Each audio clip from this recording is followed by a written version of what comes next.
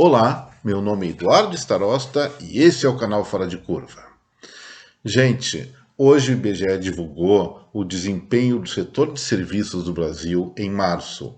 O volume de serviços prestados cresceu desse mês de março de 2022 em relação ao mesmo mês de 2021, 11,47%.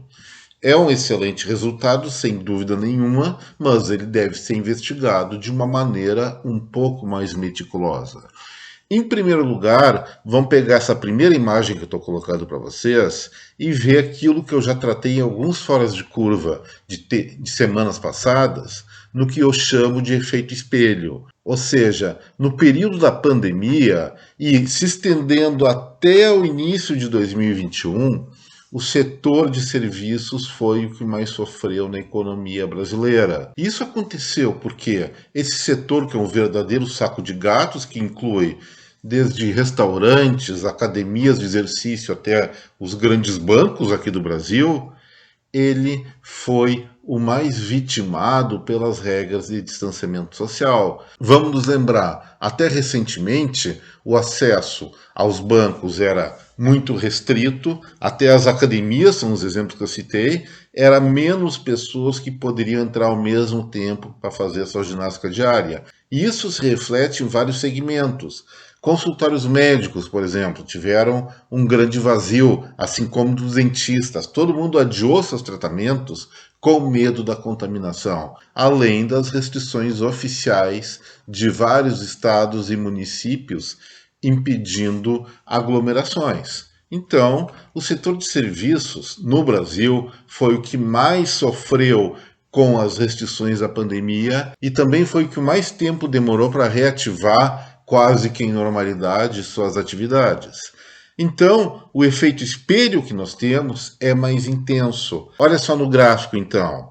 Nós temos que de março de 2020 até novembro de 2021, o setor experimentou uma brutal recessão pelas questões que eu acabei de comentar aqui com vocês. Evidentemente, quando o tombo é grande, a recuperação logo depois, especialmente por restrições artificiais, ela é muito intensa. E é isso que está acontecendo aqui, gente. Os elevados percentuais de crescimento do setor de serviços, eles estão vinculados majoritariamente com uma base de comparação deprimida. Mas mesmo assim nós temos algumas novidades nesse setor que impulsionam ainda mais o resultado. O primeiro é que, com a pandemia, vários dos hábitos brasileiros e até globais mudaram. O trabalho em casa, chamado home office, se tornou uma coisa mais frequente. E com as pessoas em casa, elas demandam sim por mais serviços. E aí o mercado se ampliou. Isso é uma verdade.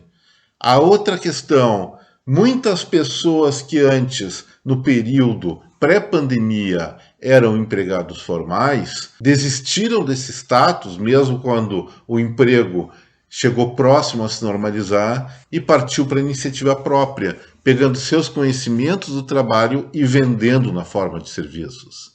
Então, são esses dois fatores ainda que, além da recuperação da base deprimida, estão determinando um crescimento mais intenso do setor de serviços nesse momento no Brasil. Mas tem uma outra questão aí que é importante tratar. Eu estou falando aqui de volume de serviços, então um maior volume é vendido. Mas será que as pessoas que estão vendendo serviços, elas estão ganhando tanto dinheiro como ganhavam anteriormente? E é esse o segundo ponto que eu vou mostrar para vocês, que entra nesse gráfico agora na frente. Tem aquela montanha verde que é a inflação em 12 meses, e a linha azul, parece um eletrocardiograma meio maluco, ela simplesmente é a margem bruta dos serviços no Brasil em 12 meses. Olha o que está acontecendo, gente.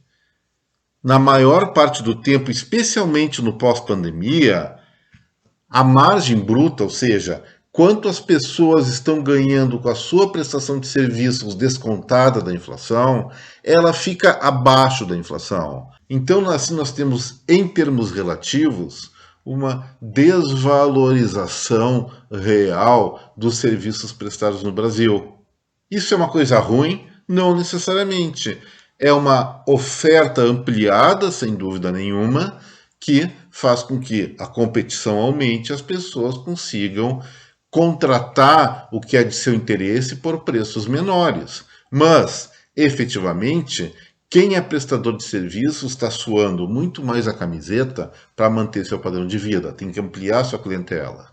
Em termos de perspectivas para os próximos meses, eu acredito que o indicador de volume de serviços vendidos no país continue crescendo, mas as margens brutas do setor vão evoluir abaixo da inflação, continuar evoluindo abaixo da inflação, e isso significa uma desvalorização real do preço médio desses serviços. Essa situação deve durar até um novo ponto de estabilidade, onde os hábitos dos brasileiros se consolidem entre trabalho em casa, trabalho formal e outras coisas.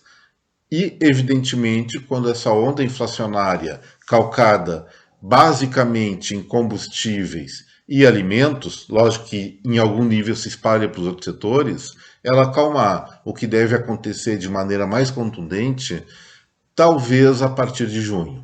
O outro assunto que eu vou tratar hoje, inclusive antecipei ele no que vem por aí de segunda-feira, é a definitiva posição da Finlândia em aderir ao OTAN. Isso aí, quando eu falei a primeira vez na segunda-feira, estava em perspectivas.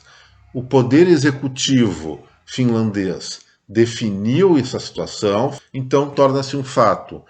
A Finlândia, o mais rapidamente possível, está entrando para a OTAN e isso vai ser replicado também, muito provavelmente, quase com a certeza, na Suécia. Evidentemente, tem alguém que não está gostando dessa história, que são os russos.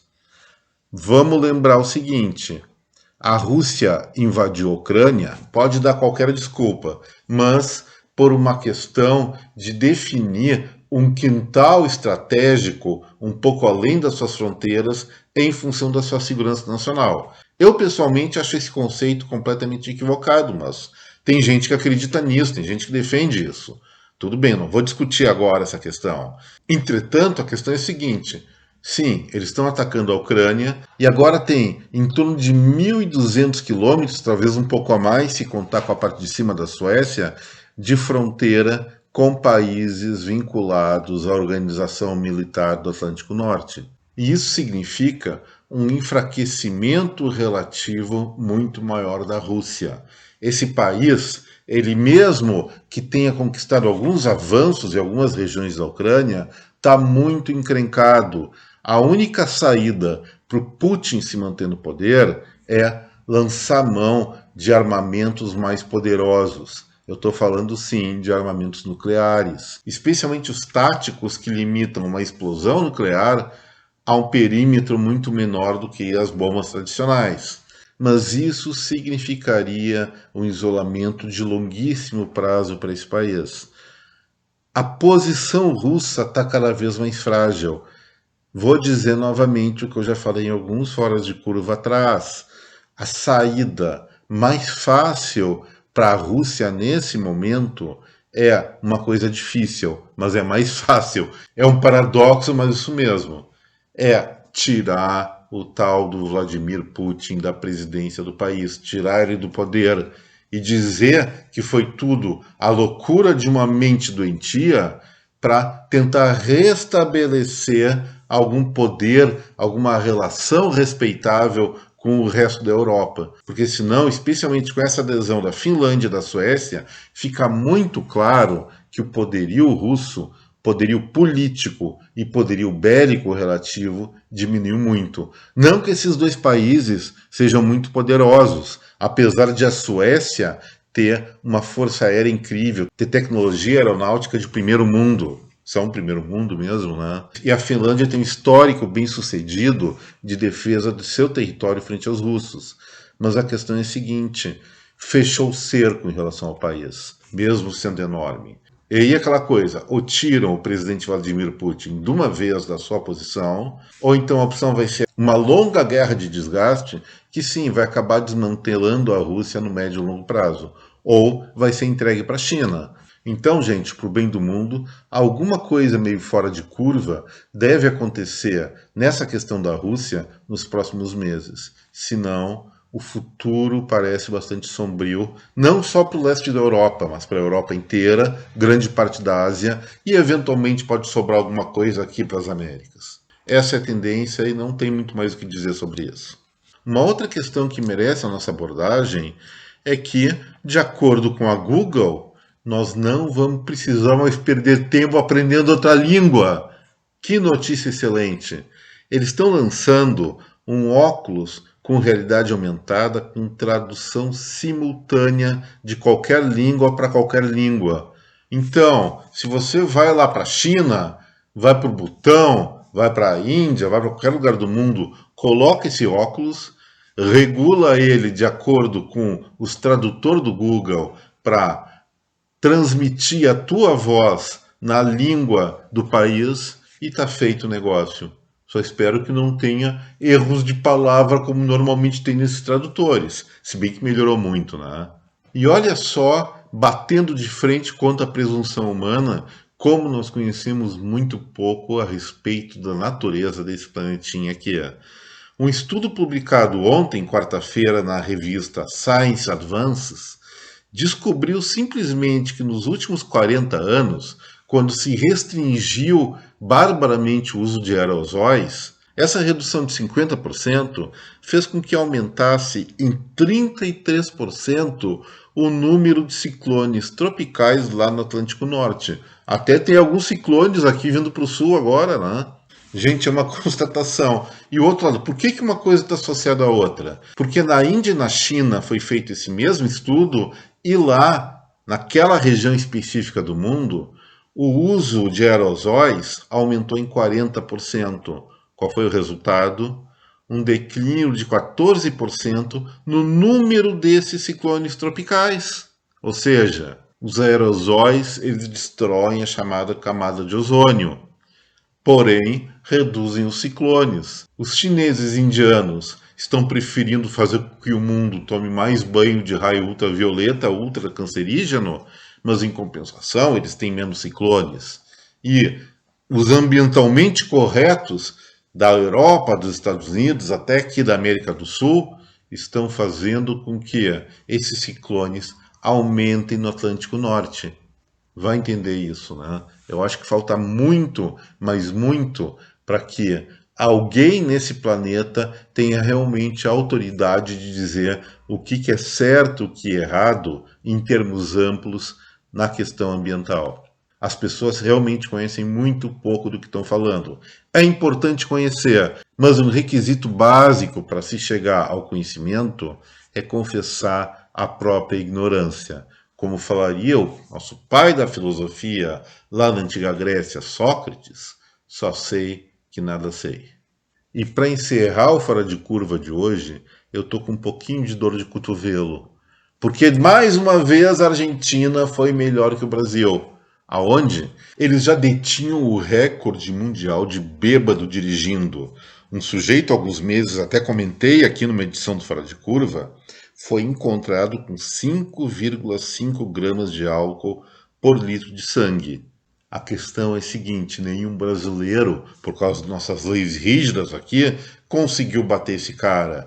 Mas um outro argentino que foi pego com 5,7 gramas por litro de sangue estava dirigindo um carrinho vermelho, depois de fazer algumas barbeiragens, derrubou um motoqueiro, simplesmente conseguiu colocar o carro dentro de um valão que ficou empinado. O sujeito, como eu falei, estava com 5,7 gramas de álcool por litro de sangue. Isso coloca qualquer pessoa normal em uma profundíssima coma alcoólica. Pô, vamos falar a verdade. Os argentinos estão com grandes problemas no país deles por conta de decisões equivocadas na área da política econômica, estão passando fome, mesmo proibindo de exportar carne. E se não tem carne, o que eles vão fazer? Ó, encher a cara. Estão virando uns baita de uns pudim e batem recordes colocando aqui os bebuns brasileiros no chinelo. Será que nós vamos admitir isso ou não? E com essa, gente, o Fora de Curva vai ficar por aqui. Eu espero que você tenha gostado desse vídeo e repetindo de sempre, se gostou, não se esqueça de deixar seu like, compartilhe esse vídeo com a sua rede de contatos e principalmente inscreva-se aqui no nosso canal. Mais uma vez, muito obrigado pela atenção de cada um de vocês. Um forte abraço. Tchau.